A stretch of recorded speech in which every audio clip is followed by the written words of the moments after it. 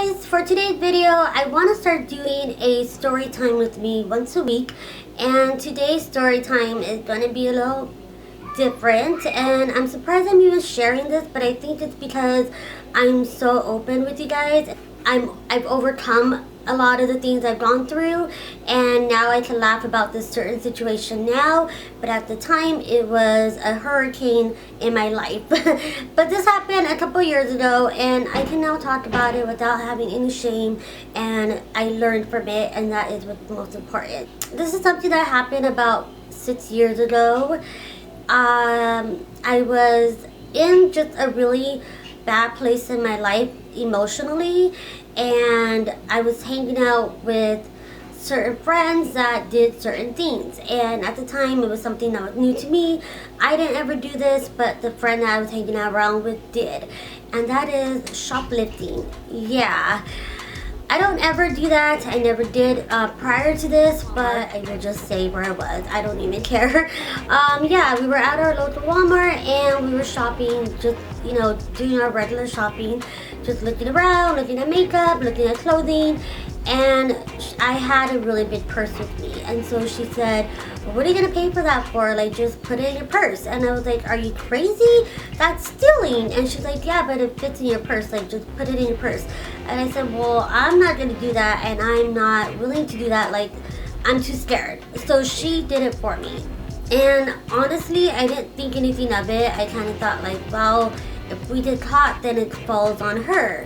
So we were there for at least a good hour shopping, and I did purchase some stuff, but she was using my purse the whole time to get little things that she just didn't feel like paying for, and whatever fit in my purse went into my purse. And so we went ahead and purchased the bigger items that we had with us, and as we were walking out of the Walmart through the second set of glass doors, and so we're walking out, and there was actually 3 of us, so it was me with my 2 friends, and we're walking out, and these 2 undercover shoppers, they were both women, they stop us as we're walking out. They come in front of our cart, and she had her arms crossed, the secret shopper. She goes, we know what you did, we know what you were doing, so either you fess up right now and we don't call the cops, or you go ahead and confess and we won't call the cops, or if you don't confess, we're gonna call the cops and have you arrested. So I freak out. I look over to my friends and I'm like, I don't know what to do, and my friends don't say anything, and so I just said, okay, we will cooperate with you guys and we confess. And so they took us into a back room, and they were like, you know, why were you stealing? And I just didn't have anything to say. I was just so nervous, and just like, you know, it wasn't me, but it was my purse, you know? So the secret shoppers, or the secret, like, yeah, secret shoppers, that's what they are.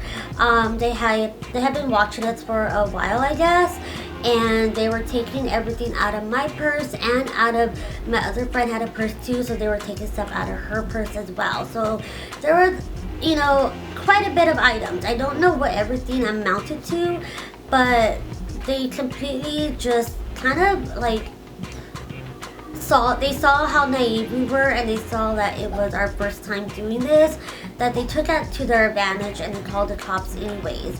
So even though they took all the items out and they had to calculate everything, and they calculated all of it, and during that time she also called the cops. So the cops came, and the cops searched like my whole purse. He searched my wallet, and it was weird. I had my dad had just passed away, and I had his license behind my license, and he's like, what is this? And I said, well, that's my dad's license. He said, why do you have it?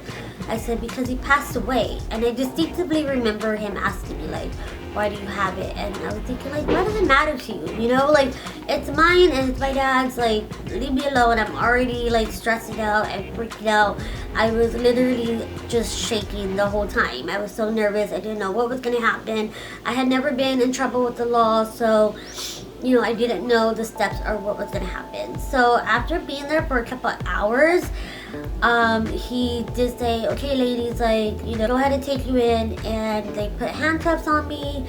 And as we're walking out of the Walmart and we're getting into the cop car, my phone starts ringing, and I knew that it was Marcus. Like, Marcus just knows, like, he has this sixth sense about me.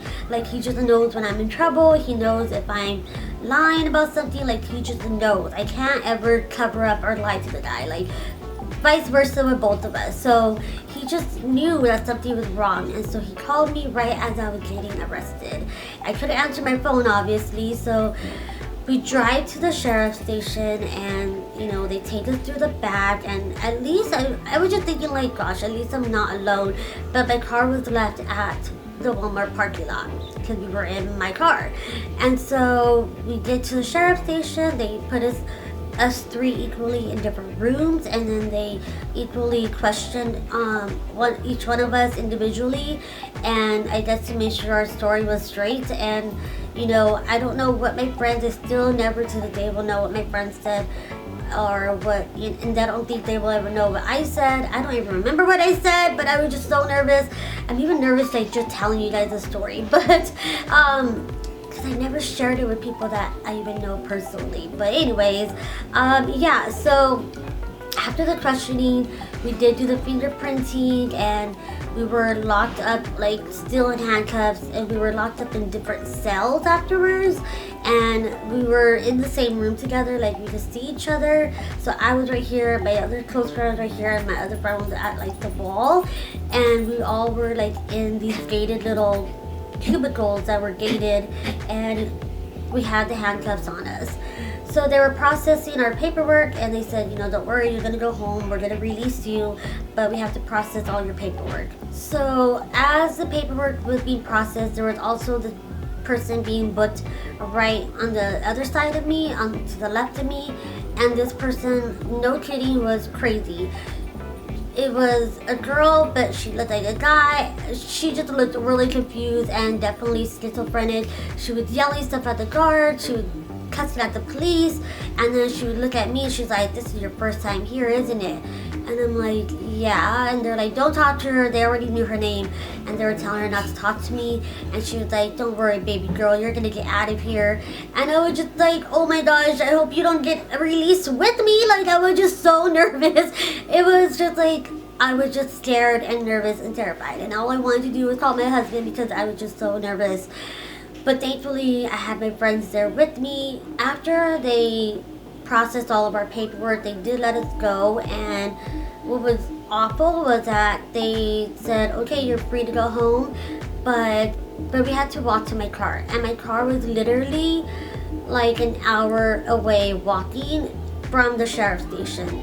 I just remember walking at midnight, and I called Marcus as soon as I got out of there, and he was like, are you okay? And I said, no. He's like, what happened? You went to jail, didn't you?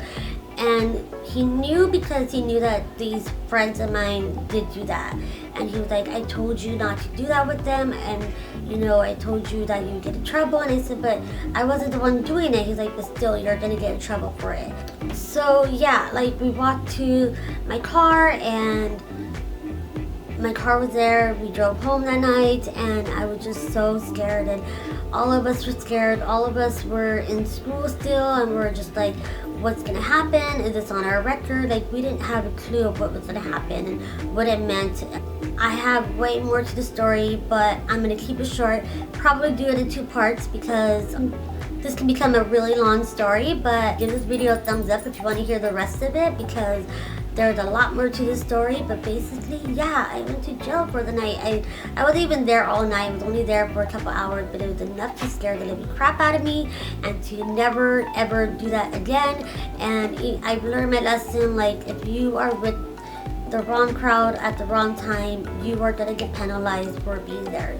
Just being there, you are at fault too. So I've learned my lesson, and even though I wasn't the one stealing, I still got penalized. So lesson learned, and it was a really scary time for me, but I can laugh about it now. But yeah, if you want to hear the rest of it, please give this video a thumbs up. And if you like this story, then please let me know. If you have anything similar to me, let me know in the comments below. But yeah, it happened, and yeah, I can't believe I'm sharing it with you guys, but I am, because you guys are my besties and I love you guys, and I just wanted to share this story time with you guys. And I don't know, I guess because I'm not embarrassed of it anymore, and I did my time, I paid my dues, and I no longer have it on my conscience. So thank you guys for watching, and I will see you guys next week. Bye guys.